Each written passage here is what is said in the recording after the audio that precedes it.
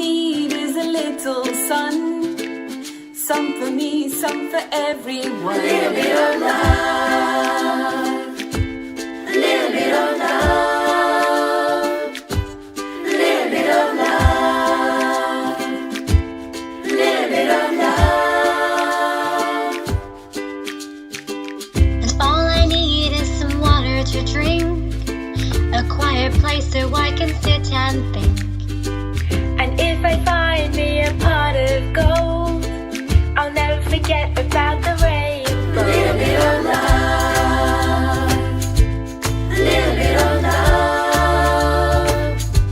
A little bit of love. A little bit of love. Really what I'm trying to say is I need you. And every little bit of love you give me too. And all I need is a happy home, someplace I wouldn't have to be alone. And it would be nice to have some candlelight to light the fire in your heart at A night. little bit of love. It's all that I A need. little bit of love. No need be greedy, A little bit of love. 'cause I love this tree. A little bit of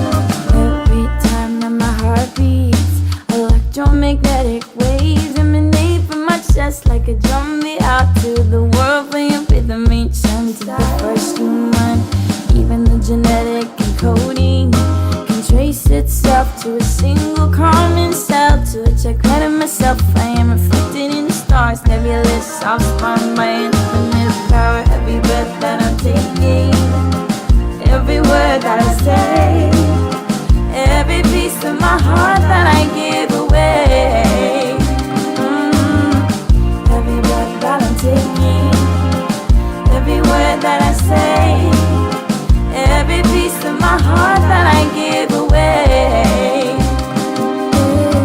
It's changing the world, changing the world, changing the world inside of me. Yes, it's changing the world, changing the world, changing the world inside of me.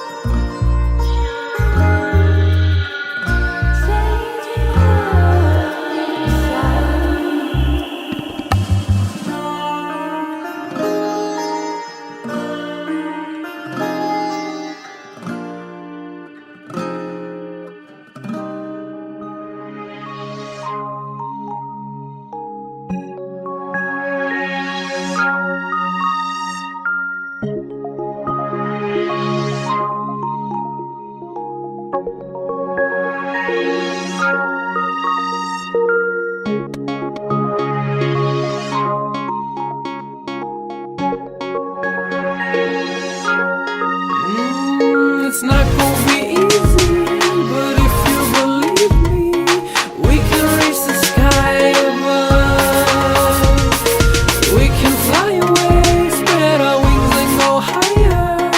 All we need is a little bit of love. So we're talking about love. That's a strong word most don't speak of. You can find it in your soul and your heart in the fashion. You can find it in places you will never imagine. You can find it in a friend or in a lover. You know love will let loose if it's uncovered. You can find it in your family, always around. They'll always be there to help you out. See, I love this planet and its people, and in God's eyes we are equal. So let's live it like they live it in the world above. The things we could do with a little bit of love.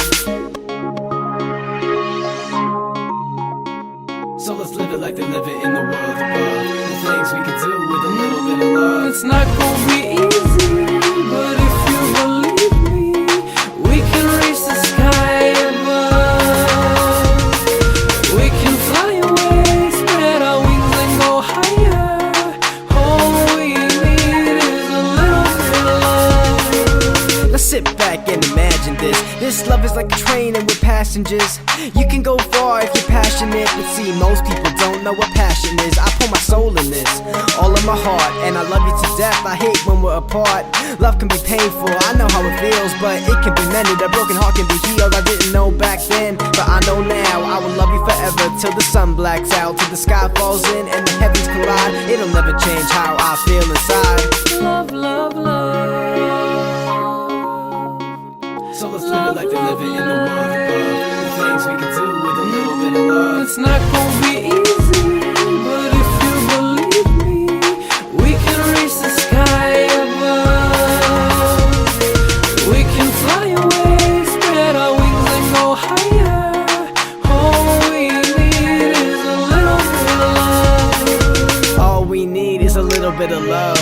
Necesitamos amor. All we need is a little bit of love. Love is what we're looking for. I said all we need is a little bit of love now. C'est l'amour qu'on a besoin. All we need is a little bit of love. Gotta keep zero to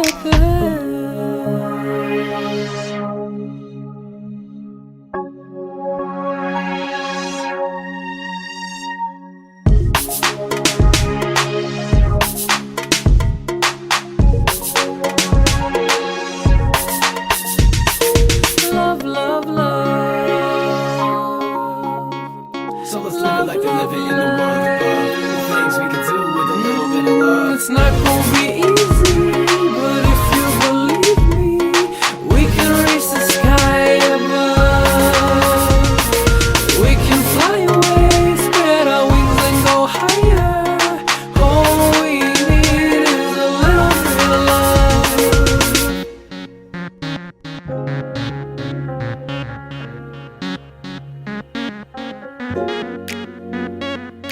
Some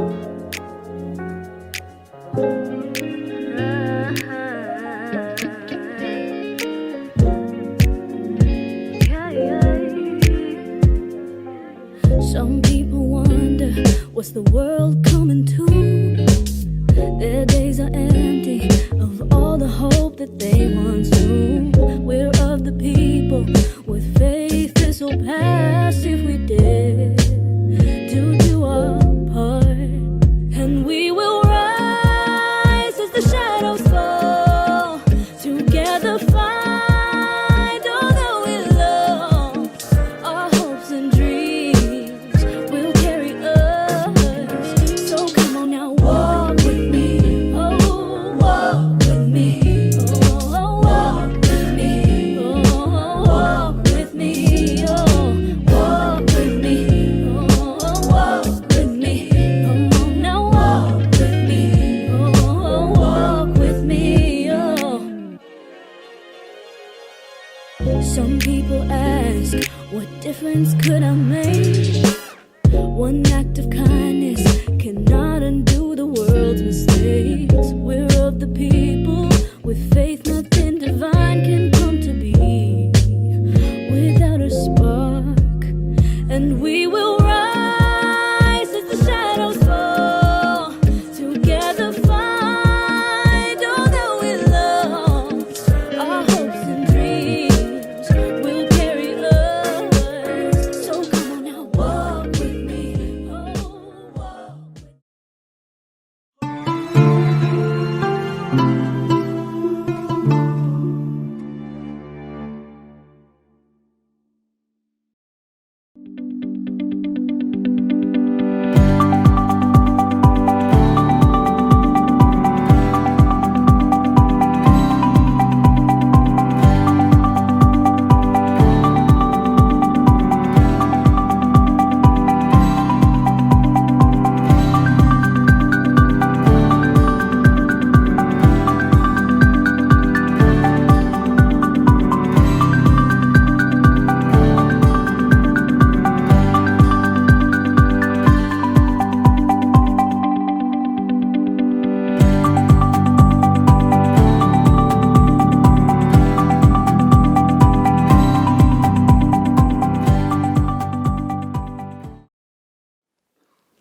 As you may know, my close ties with Canada go back almost 4 decades, to the time when many thousands of Asian refugees from Uganda, including many Ismailis, were welcomed so generously in this society.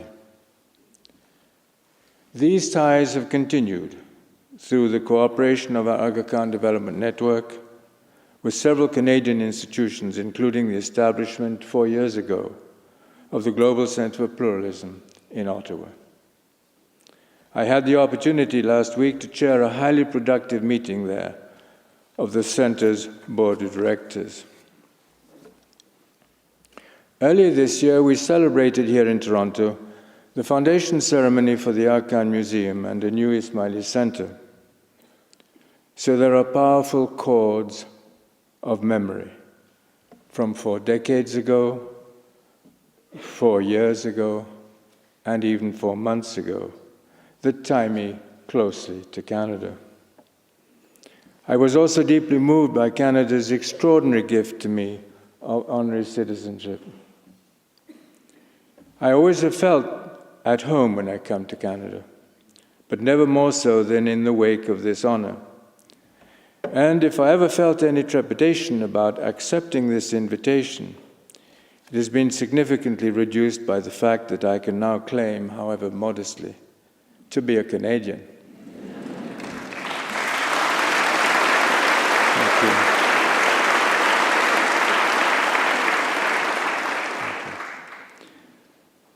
Many thanks go to all of you who are attending this lecture or are watching and listening from elsewhere. It is a busy autumn, I know. For one thing, I believe the undefeated Maple Leafs are playing on television at this very hour.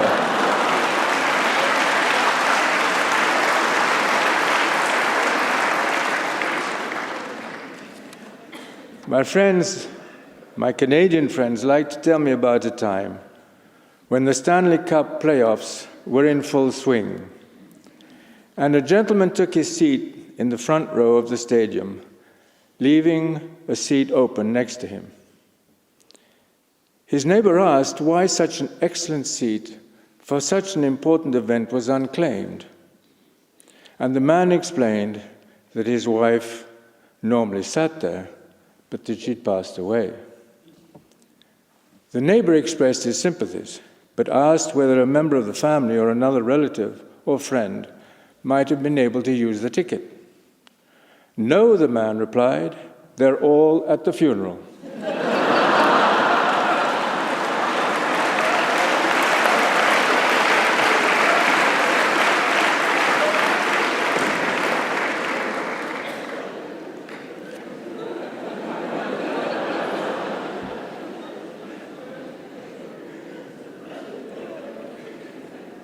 The subject of tonight's lecture may not have quite the emotional hold of the Stanley Cup, but for me, it has been a matter of immense importance. On the Iberian Peninsula, between the 8th and the 16th centuries, Muslim, Christian, and Jewish cultures interacted creatively in what was known as Al-Andalus. Remarkably, it lasted for most of 7 centuries, a longer period than the time that has since passed. The fading of Al-Andalus came as a new spirit of nationalism rose in Europe, propelled by what scholars have called a sense of imagined community. Where local and tribal loyalties once dominated, national identifications came to flourish. As we know, these nationalist rivalries eventually exploded into World War.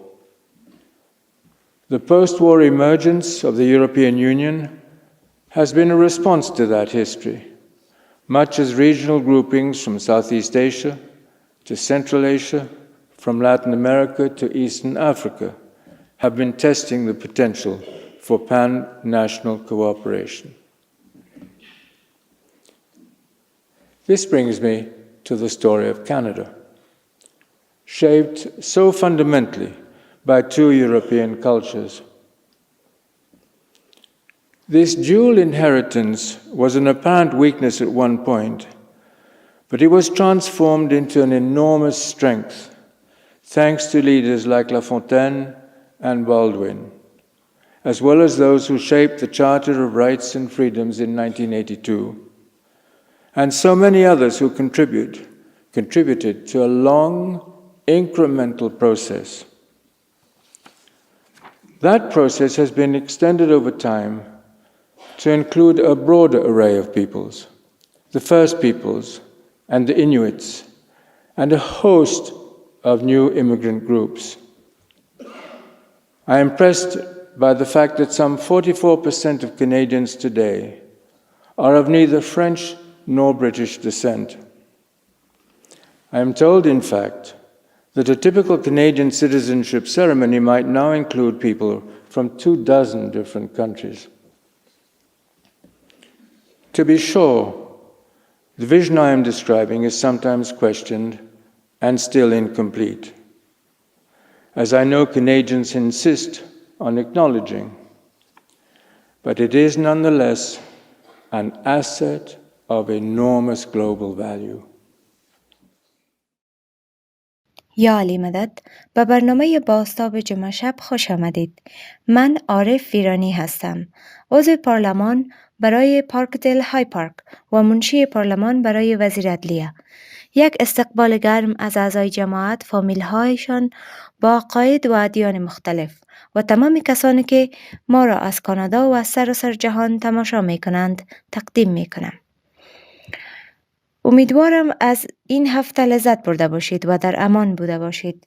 با پایان یافتن سال تعلیمی و همه این گرما به همه ما در کانادا، به ویژه در نیمه غربی کشور، شک نیست که تابستان فرا رسیده است. البته یک شاخصه که تابستان اینجاست و ما آن را تجلیل می کنیم روز کانادا است و امروز را بزرگداشت پنداشته و گرامی می داریم. به طور کلی این زمان کباب کردن و آتشبازی است. اما امسال سالگرد کنفدراسیون کانادا جدیدتر است و نیاز به بازتاب بیشتر دارد.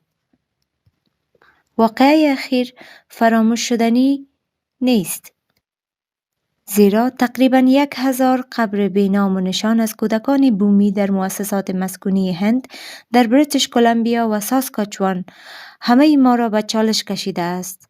این ما را وادار می کند که صادقانه درباره چگونگی ساخته شدن کانادا در دوران مدرن فکر کنیم تا درباره تجربه بومی این سرزمین بیشتر بیاموزیم و همچنان به شفافیت و پاسخگویی و عدالت متحد شویم. همانطور که همه ما روی صلح و آشتی با هم کار میکنیم، من فکر میکنم ما همچنین باید در تعمیق شکافها در جامعه من تأمل و مکث کنیم که اپیدمی در معرض آن قرار گرفته است. چه این نجات پرستی ضد سیاه‌پوستان باشد، چه احساسات ضد مهاجران که توسط کووید 19 دامن زده شده و اخیراً وحشتناکترین قتل‌های نفرت انگیز مسلمانان دیگر در لندن آنتاریو در یک اقدام اسلام هراسی از خشم. این رویدادها در مورد وضعیت چند فرهنگی، تنوع و کثرت‌گرایی در کانادا در سال 2021 به ما چی میگویند؟ چه احساس نسبت به کشورمان داشته باشیم؟ کشوری که مولانا حاضر امام از ما خواسته است تا که خانه خود را بسازیم. من فکر میکنم که نقطه شروع برای این بحث به تازگی در اینجا ارائه شده است که در بازتاب شب جمعه توسط محترمه ارجمند ادریان کلارکسون ارائه شده بود. وقتی ایشان اینجا بودند به ما یادآوری کردند که بخش از کانادایی بودن مثل حضور در یک بوفه و برداشتن چیزی که شما انتخاب میکنید نیست، بلکه گفتند دانش بیشتر برای یک منو ثابت است و به عنوان کانادایی تمام تاریخی که ما در آن زندگی کرده ایم مسئولیت دست جمعی و همه ما است. یک تعهد مشترک، جایی که همه ما باید اشتباههای گذشته و حال را تصدیق کنیم و روی کمک به بهتر شدن با هم کار کنیم. و امشب این طوری است که ما این مناسبت را جشن میگیریم، اما در این مورد از بعضی اعضای جماعت میشنویم. افرادی که کوشش کردند به کشور ما بهترین خدمات را ارائه کنند با روش‌های فوق العاده. من شخصاً بسیار افتخار می کنم که میزبان شما در این قسمت از برنامه بازتاب جمعه شب هستم. البته کار کردن برای بهتر ساختن کشورم کانادا به عنوان یک اصل مهم وظیفه من بوده که من در مورد آن در ایام جوانی با خود تعهد کرده بودم. مانند بسیاری از شما که امروز تماشا می کنید، من به همراه خانواده‌ام به عنوان پناهنده از یوگاندا وارد کانادا شدم. در زمانی که من وارد شدم، من یک کودک 10 ماهه بودم. خانواده من برای اولین بار در سال 1972 در سرک استانلی YMCA در مونتریال سکونت ورزیدند. ما بعدها در تورنتو جابجا شدیم، جایی که پدر و مادرم مانند بسیاری از خانواده‌های مهاجر برای ایجاد یک خانه در تلاش بودند، در حالی که چالش‌های زیاد را همه فامیل‌های مهاجر پشت سر گذاشتند. اما ما از فرصت‌هایی که به ما ارائه شده بود به خوبی استفاده کردیم. پس از اتمام تحصیلات کارشناسیم در دانشگاه مکگیل با کمک بورسیه تحصیلی بنیاد آقاخان و مدرک حقوقم را که از دانشگاه تورنتو حاصل کردم، من به عنوان یک وکیل قانون اساسی شروع به کار کردم به حمایت از مسائل حقوق بشر و دسترسی به عدالت. من این امتیاز را داشتم که به عنوان تحلیلگر با کمیسیون حقوق بشر کانادا در اتاوا که با سازمان ملل متحد در حال تعقیب نسل کشی در بخش جنایی بین المللی سازمان ملل متحد همکاری میکرد کار کردم. همچنان در جریان کارم در محکمه رواندا که مرا به شرق افریقا برگرداند کار کردم که به عنوان یک پژوهشگر در کمیسیون که این کمیسیون به نام کمیسیون de droits de la personne et des droits دولژون نام داشت نیز کار کردم. در این کمیسیون به عنوان معاون وکیل عدلیه ایفای وظیفه نمودم. من همچنین بسیار افتخار می کنم که عضو فعال جامعه وسیع‌تری که فعلا در آن زندگی می کنم و سازمان‌های مختلف جامعه مدنی که در موارد همچون دسترسی به خدمات عدلی، کمک و مشاوره حقوقی برای اعضای اجتماع جنوب آسیا، پناهنده ها، زنان مورد آزار و اذیت قرار گرفته، نهادهایی که روی امنیت غذایی کار می کردند و پرداختن به نکات سلامت روانی کار کردم و سپس تصمیم گرفتم وارد عرصه سیاست شوم و این افتخار را داشتم که از سال 2015 عضو پارلمان برای پردل های پارک باشم. تغییر در قلمرو سیاسی تصمیم آسان برای من، همسرم یا فرزندانم نبود. با این حال می‌خواستم قادر به نفوذ در سیاست و کمک به ایجاد تغییرات مثبت از طریق دولت شوم. من به عقب نگاه نمی کنم. این عمیق‌ترین افتخار و امتیاز من بوده که از سال 2015 چندین نقش توسط نخست وزیر به من داده شده است. من برای اولین بار بعداً از من خواسته شد که به عنوان دبیر پارلمان به وزیر فرهنگ و هم بر حفاظت از زبان بومی و هم صلح و آشتی و برای افزایش بودجه و حمایت از کثرت‌گرایی در کانادا تمرکز کنم. اخیراً نخست وزیر مرا به عنوان دبیر مجلس به وزیر عدلیه منصوب کرد.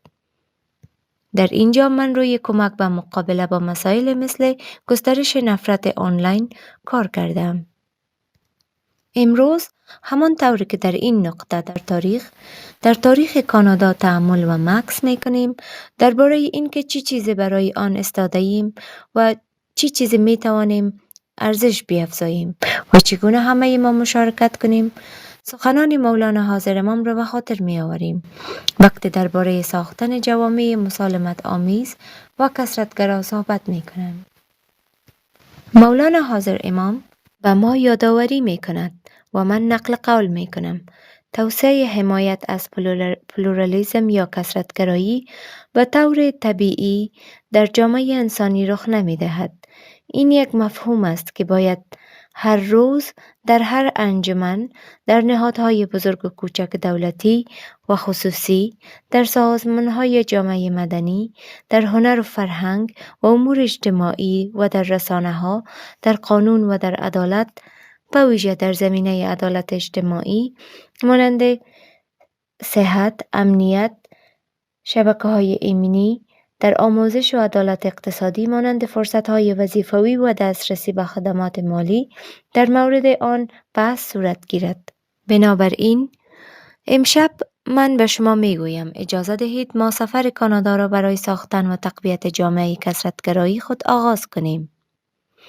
کاری که ما انجام خواهیم داد این است که شام امروز با داستان‌هایی از اعضای جماعت که به شکل فوق‌العاده به کانادا خدمت می‌کنند شروع خواهیم کرد. سپس ما برای تأمل در مراسم شهروندی کانادا حرکت خواهیم کرد که می‌دانیم بسیاری از بینندگان ما از جمله من مستقیما در آن شرکت کرده ایم و ما مثل همیشه برنامه را با پارچه‌های موسیقی به اتمام خواهیم رساند.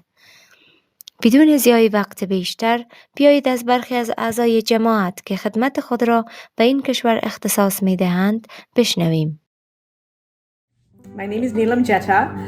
I work for the Ministry of Culture, Multiculturalism and Status of Women in Alberta, and I'm the Assistant Deputy Minister for Status of Women and Strategic Integration.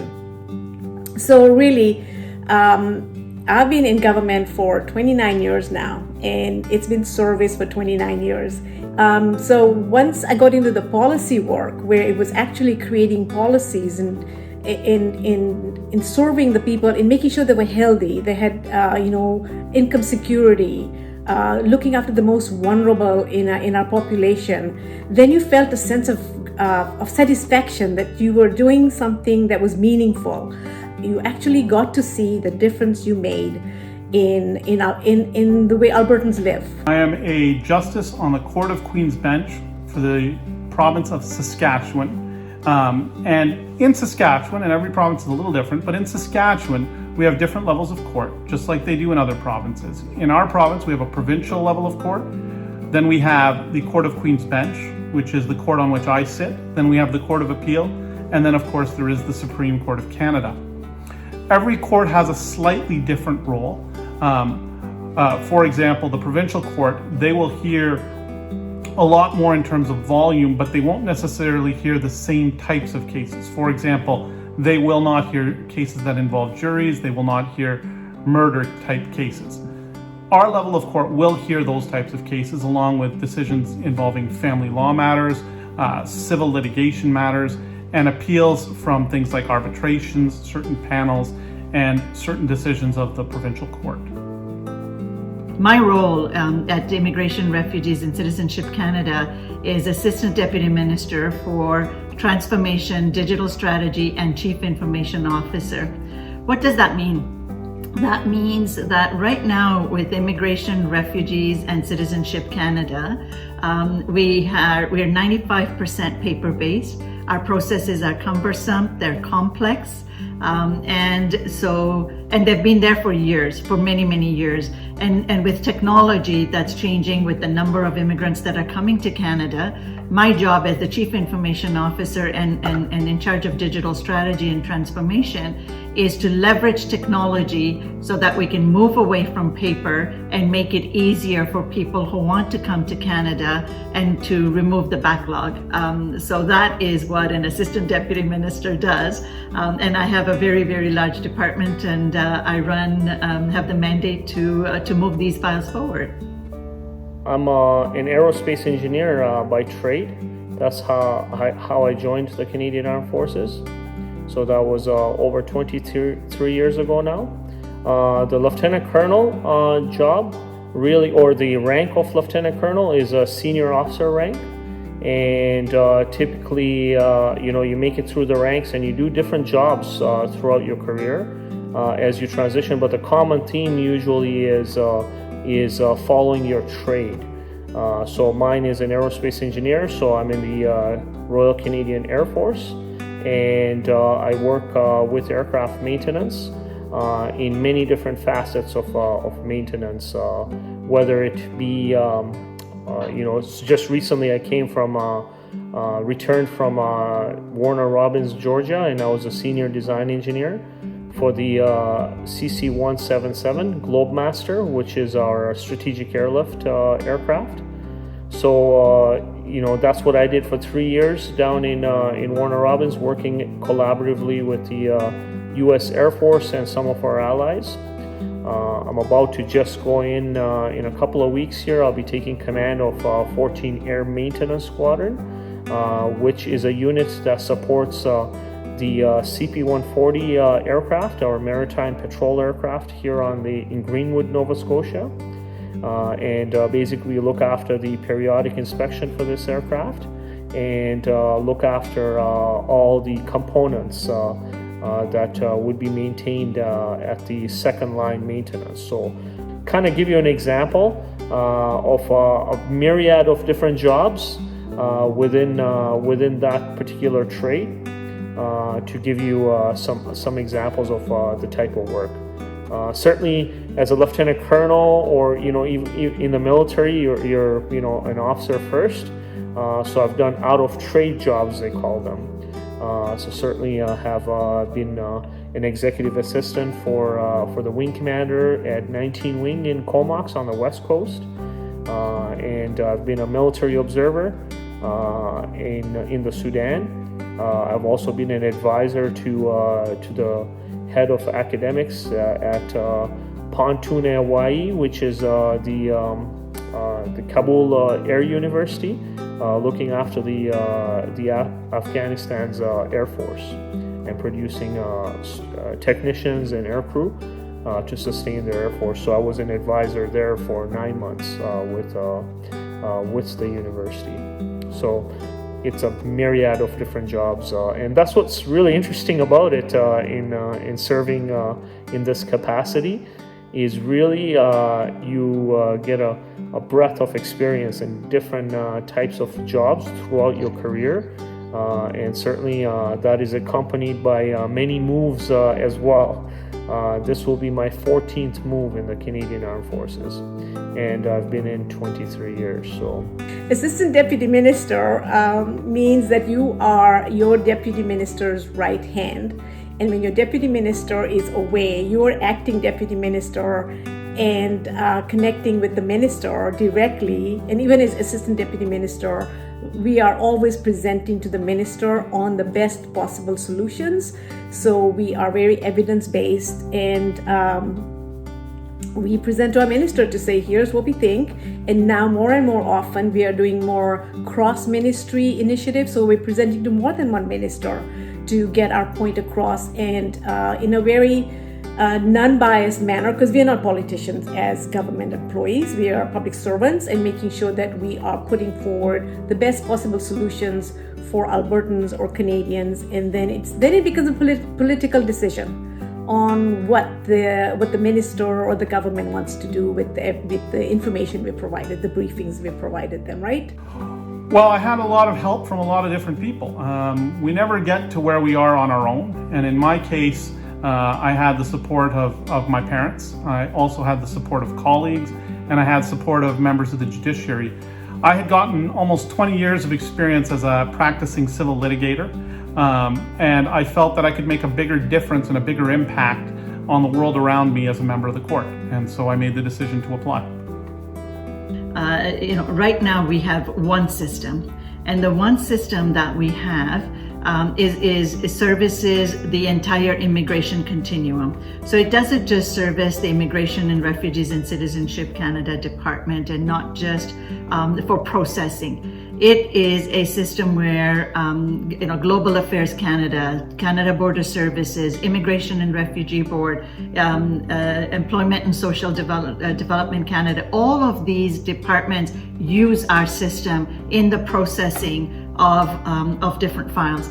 And our clients also use that system. It's legacy. It was built before the VHS. I think it was 8-track technology that was around. It was built in that time. And so what we're trying to do now is, as we try to digitize and turn and move away from paper, what we're finding is that we're unable to move the target of moving away from paper, because the legacy technology, it just can't keep up. It's not able to. We can't connect the cloud to the technology. So what we have to do is reduce the amount of cumbersomeness in the current legacy technology, while at the same time, in parallel, we're building a brand new platform that will allow us to not only digitize, but to be able to do predictive analytics, robotics, artificial intelligence, advanced analytics, and it will also allow us to be able to leverage the data that we have for in service of the people who want to come, so they only enter their data once. my passion is aviation. That is what I always wanted to do.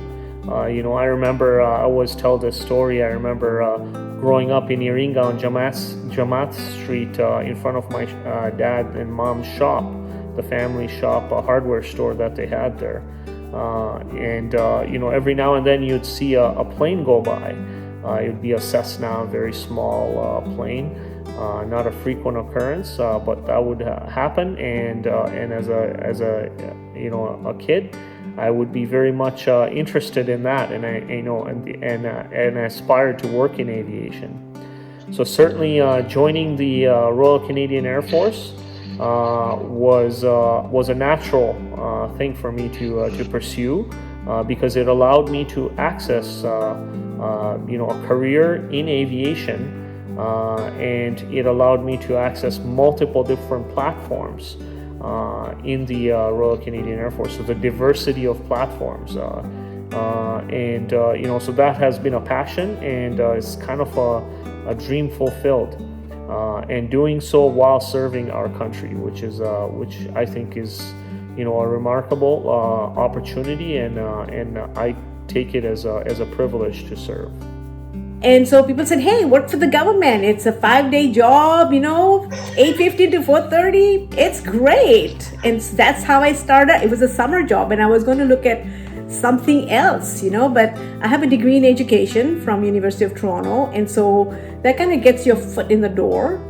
And I had amazing mentors, and that's the thing about any workplace. Make sure that you have some really good mentors who support you, because I had amazing opportunities. And so I, became a director, an executive director really, really quickly because of the support I had. And you have to prove yourself.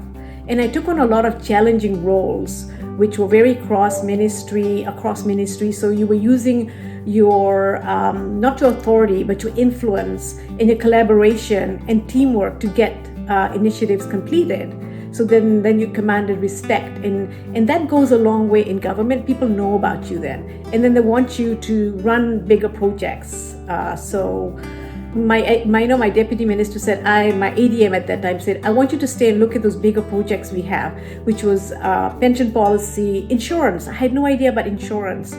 And also financial institutions, ATB, which is a Alberta bank. We govern it, we regulate it. So I learned a lot. And so it was all about regulations and policies, and I fell in love with doing policies. When Uber first came into Alberta, they came in saying, we're digital, so everything is fine. We don't need to be insured.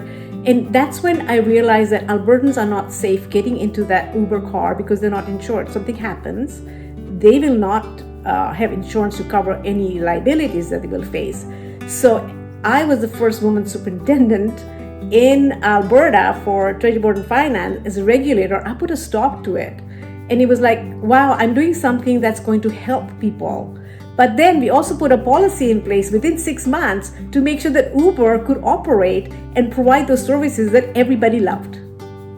So it was those kind of things that gave me that satisfaction that Albertans were actually I was keeping them safe and I was doing something very beneficial for them, right? And then, status of women is close to my heart, and that ministry had opened up 3 years ago and when a position for the assistant deputy minister came up, I put my hand up and I said, that's the place I want to be in, because that is where my passion is. That's where I want to help women, make sure that they get the opportunities, racialized women, indigenous women, vulnerable women. How do we make sure that their needs are being met? There are so many barriers, and sometimes we come from a place of privilege and we don't see that. But having come over as a refugee and having seen my parents work really hard, it kind of, put that sense that I needed to do something for women. As a commercial litigator in a large firm, I dealt a lot with businesses. I did not deal largely with family law matters, though I had some experience in that area. I did not have a great deal of experience in criminal law and those areas. But now I'm hearing cases where, for example, I have to decide, where is a child going to stay, or should a child be apprehended? That to me is very important work. It's work that makes a meaningful impact in a child's life, and certainly I felt that is something that I wanted to do. And so that's one of the reasons why I made the switch. And I mentor and coach many people, and they'll often say, I want to work for government. I have an ambition to follow in the footsteps that you have. I want to become an assistant deputy minister. And I say, don't stop there, become a deputy minister. And often many of these are students. And what I say to students is that when you're in a program in the university or in college, whether you're in a co-op program or not, join the government as a student. There are various mechanisms to be able to come into the federal government as students. We want students because they bring in a fresher breath air, and to transition from being a student into a full-time employee in the government is much easier than if you haven't gone down this path in this process. And the second advantage is, if you're a student and you come in, it's a testing ground. You can learn, is public service and life in federal government what I want? And as a student, it'll help you to determine whether it is or it isn't. So it's a good testing ground as well. The consideration for the Air Force really, when we first came to Canada, that was in 1993, and it was just looking for opportunities. I didn't know I was going to join the Canadian Armed Forces, to be honest with you. And I recall my brother Rahim, showing me the advertisement for the Royal Military College, and I started reading the pamphlet, and then that pursued to look into it a little bit more and look at the types of trades and employment opportunities. And I discovered the opportunity to become an aerospace engineer, and I started to do a little bit more research on that particular trade. And in fact, I recall going to the recruiting center. I was so keen to become part of the Royal Canadian Air Force. At the time, it was just the Canadian Air Force. Certainly, I went into the recruiting center, and I didn't even have my Canadian citizenship at the time. So I was at about a 3-year mark. And at the time, I was also enrolled in, or I was just finishing up high school and was accepted to University of Calgary. So I went into the recruiting center, and they say, the recruiter, provided the criteria, and one of them was you could not be a landed immigrant; you had to be a Canadian citizen. So I waited a year. I did a year at University of Calgary, pursuing my other passion. Anyways, what turned out to be a year of waiting, really. Then finally getting accepted to the Royal Military College. So I was able to do my degree at the college, and after finishing, and all the summers were filled with getting experience in different types of platforms, which was fascinating. And it's all about giving, and you learn though. And I'll tell you, being on those boards actually helped me to move up in my career at work. I feel that if I hadn't had those opportunities and got those competencies of presenting at boards, looking at evidence-based data to make sure that our policies were being were accurate or hitting the mark, and looking at diversity and inclusion even within Ismailis. There's a lot of diversity, and we need to look at inclusion. It kind of falls in with the work that I'm doing as well. So I always tell people that I work, who I'm mentoring, who are also working through the careers, to say you need to volunteer. You amazing competencies you learn through volunteerism, and you learn your ethics. I live by those ethics, where you have to help somebody who is less fortunate than you. And in this case, I have the opportunity not to just help one person, but a whole sector, or all the women in Alberta, right? So it's just very satisfying to do that. I came to Canada with my parents. My father is a doctor in Ontario. My mother was his nurse for almost 50 years. I have a sister who's a doctor. I had an interest in government early. I started even in high school as sort of the class prime minister, and then I got a job working in Ottawa, and I learned about government through that while I went through undergrad and law school. And so that interest has always been there. That belief that we should get involved in our community and help out has also always been there, and was instilled sort of in me at an early age. Life and service in the Canadian Armed Forces is certainly a team effort, and it's a family affair. And certainly my wife Amy and our young, almost 9-month-old daughter Anaya have sacrificed a lot already, being together and moving on multiple occasions, and certainly being away from family for long periods of time. Certainly, my mom and dad and my sisters and my brother, very don't see them very often, and certainly that sacrifice of not being in close proximity and being away from family on occasion really is a testament to the strength of service and recognizing the sacrifices that are involved, not just from me personally, but for the broader family. So I just wanted to make sure that that is talked about. When you do serve in the Canadian Armed Forces, it's truly a team effort and a family affair. And certainly want to thank all those that surround me to continue to serve. It wouldn't be possible without their personal sacrifice. Ethics are ingrained in you. You grow up with, our Ismaili ethics. Do good, respect others, help others who are less fortunate than you. All those things are ingrained in you. You don't lie. Be transparent, be, collaborative. All those things are part of our fabric. And I think that's why I adjusted or adapted so well to government, because you need all those skill sets, or you need those ethics and values to be able to move in government, because you're not an activist.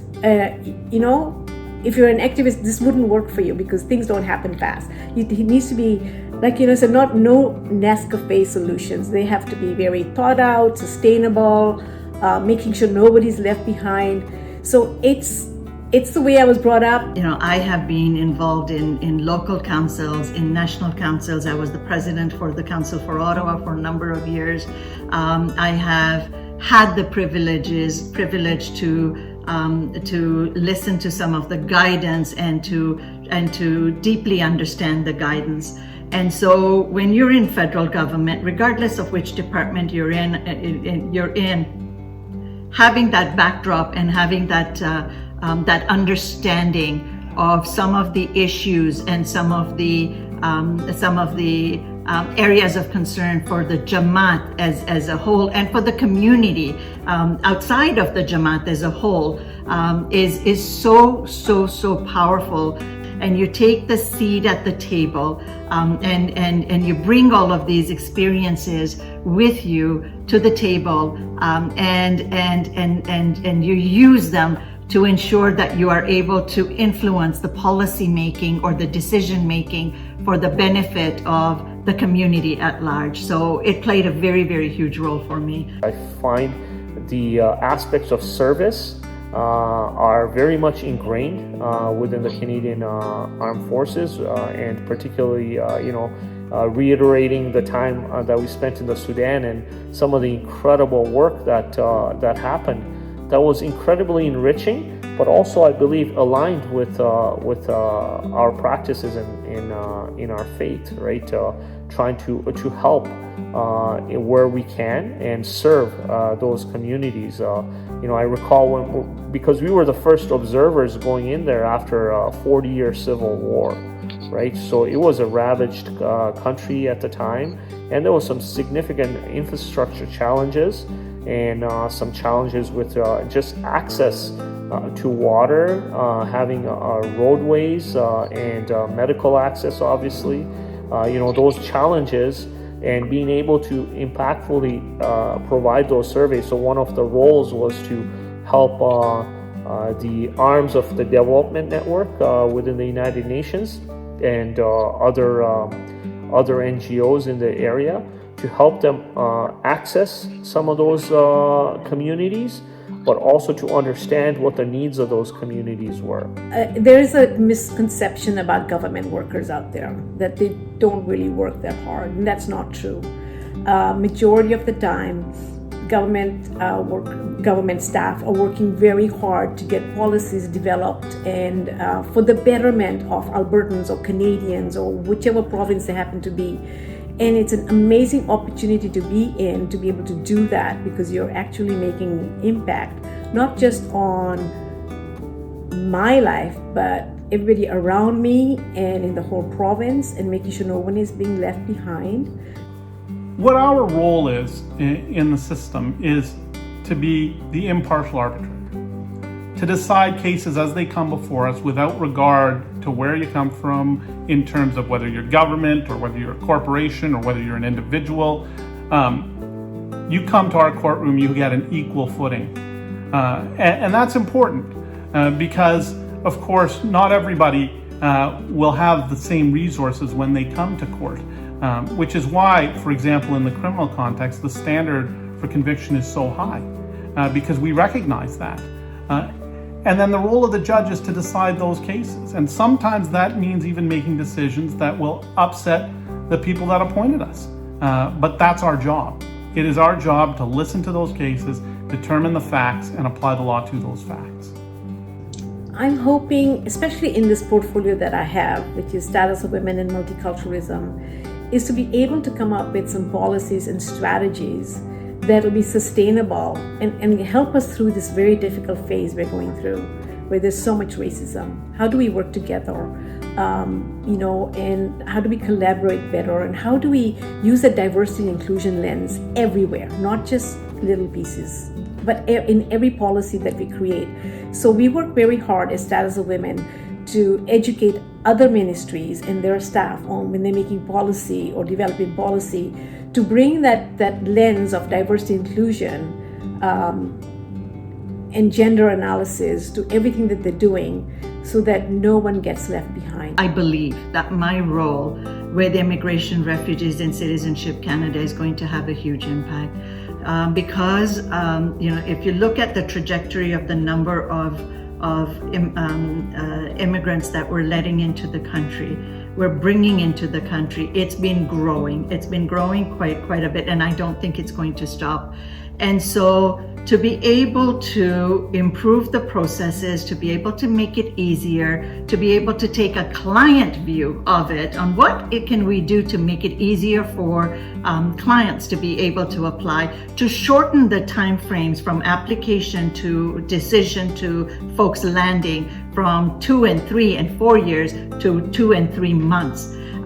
Is going to be, I think, significant for people who are in other parts of the world for whom the day-to-day survival is difficult, and if a decision is made faster on their files and they're able to leave the situation that they're in and come to Canada to safety, that's people's lives that are impacted. That's one.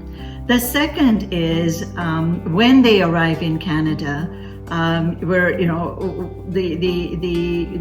work that we do from an Immigration, Refugees and Citizenship Canada perspective is we work with service provider organizations like United Way and other immigration organizations. And how can we make it better for folks so that they can get to learn the language, they can get to a point where they become self-sustaining quite quickly and quite fast. I must admit, I don't think about it in terms of, what am I going to be thought of centuries from now? Am I going to be a Lord Denning who is often quoted or not? I really think about it in terms of the individual person that comes before the courtroom. That person, to them on that day, their case is the most important case. And I want to try and hear what they have to say, what their concerns are, determine those facts, and arrive at a just result that applies the law to those facts. And so I view my impact as one case at a time. Each case that comes before me is important and is deserving of that attention and that level of analysis. It is a question I reflect on a lot. What impact will my service have on the country and on the Canadian Armed Forces? I look at that much more now as I'm in 23 years of service than I did when I first started. Is what impact and what legacy do I want to leave? When I first started as a first-line engineering officer in 407 Squadron in Comox, right away it was evident what the impact was. We were doing these drift net fishery patrols as part of the United Nations moratorium, Operation Drift Net, against drift net fisheries, which are quite damaging to the environment.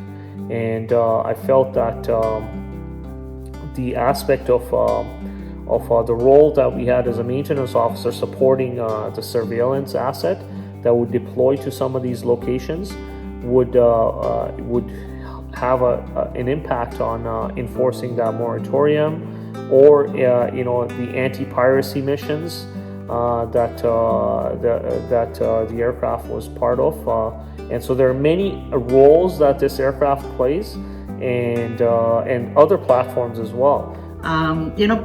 People tend to say that if I only have a little bit of time to serve in the community, and that's okay.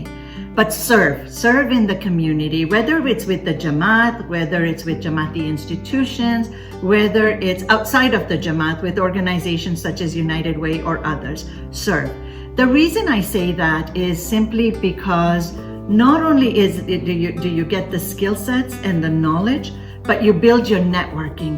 People will get to see you. People will get to know you. And you also tend to understand, all of the empathetic things that I use right now in my work in improving, the way people are treated, the leadership aspects of things. I didn't learn that at work. I learned that with my community service. I learned that when I met with, I was a member for settlement. And so when the first refugees from Afghanistan came, I saw firsthand what their needs were, what they went through, how scared they were, but how happy they were at the same time. So I would say to folks, get involved, because when you do that work and you jump into the public service, it transitions itself extremely well. Once you're in the public service, then be committed to the service of public. That's what we do. That's what public servants are. It's to make lives of our citizens better, and to protect their health and safety. Take that mandate, because as Ismailis, we can give a lot, and the values and the ethics and the morals that we bring are ones that people will learn from us by watching us. And I think that's important.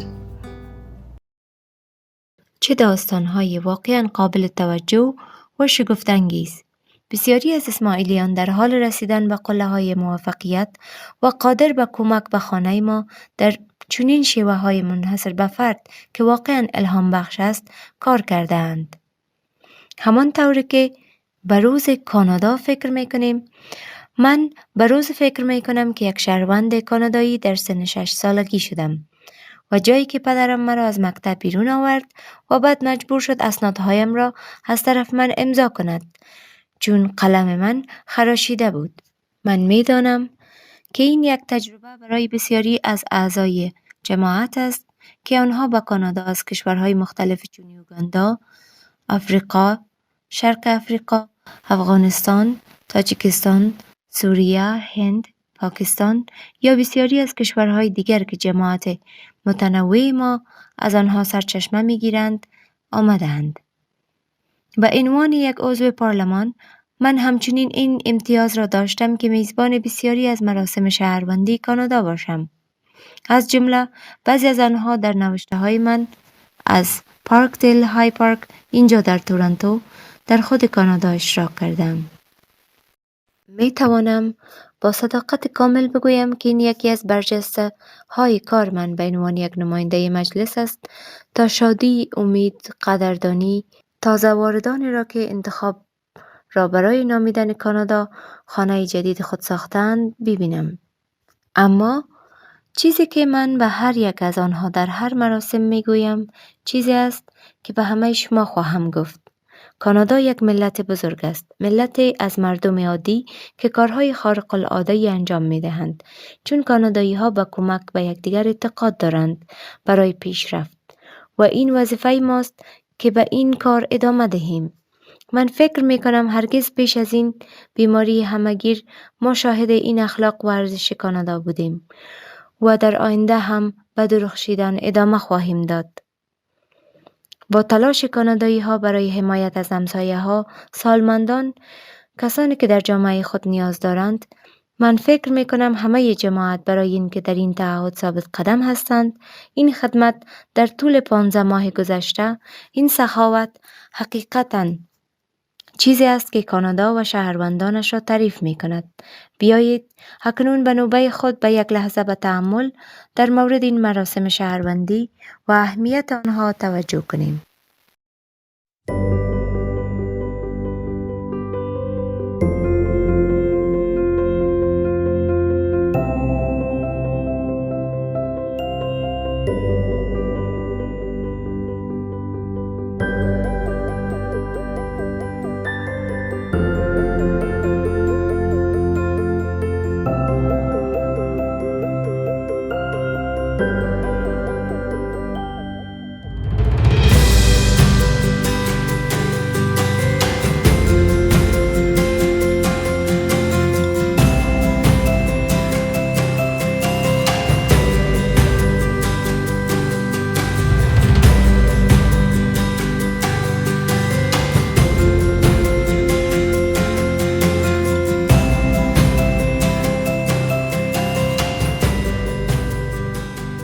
I swear. I swear. I swear that I will be faithful. That I will be faithful and bear true allegiance to Her Majesty Queen Elizabeth II, Queen of Canada, her heirs and successors, And that I will faithfully observe the laws of Canada, including the Constitution, which recognizes and affirms the Aboriginal and treaty rights of First Nations, Inuit, and Métis peoples, and fulfill my duties as a Canadian citizen. as a Canadian citizen. as a Canadian citizen.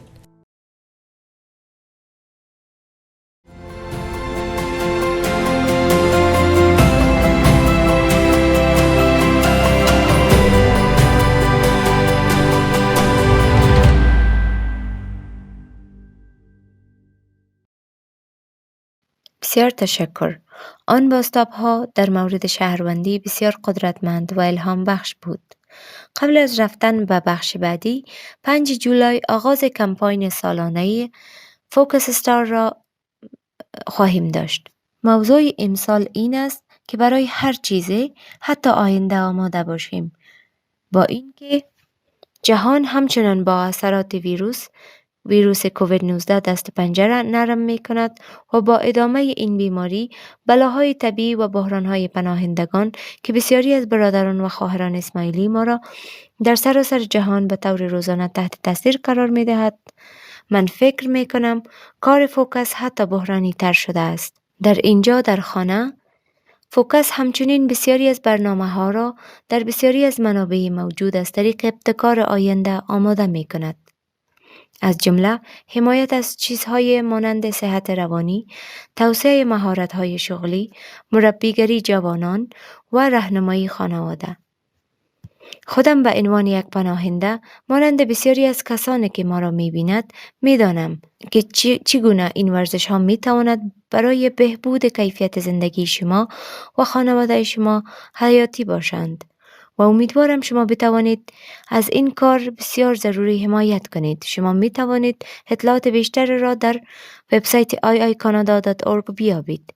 ما در حال حاضر طبق معمول برنامه را با پارچه های موسیقی پایان می دهیم. من تا به حال یک زمان بسیار فوق‌العاده از میزبانی با شما داشتم و امیدوارم که هر یک از شما در امان و سالم باقی بمانید. هفته فوق‌العاده داشته باشید. تشکر. तन मन धन दीजिए मोरे सैया को कहने को अमानी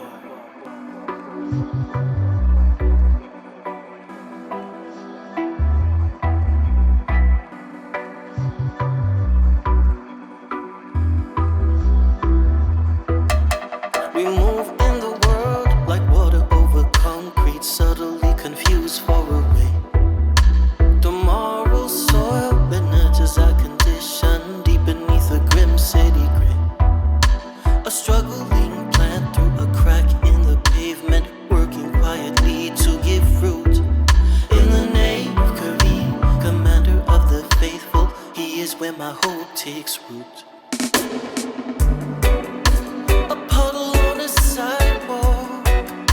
With saltwater dreams, remembrance of idle talk. Oh yeah, yeah. I will find my